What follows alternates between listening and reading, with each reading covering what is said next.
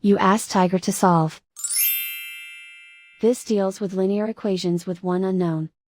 The final result is x equals -23/7. Let's solve it step by step. Simplify the expression. Group like terms. Simplify the arithmetic.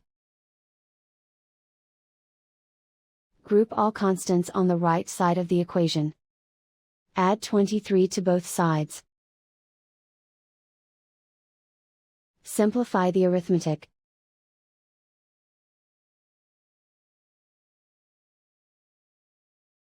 Isolate the x. Divide both sides by -7. Cancel out the negatives. Simplify the fraction. Move the negative sign from the denominator to the numerator. And so the final result is x equals -23/7.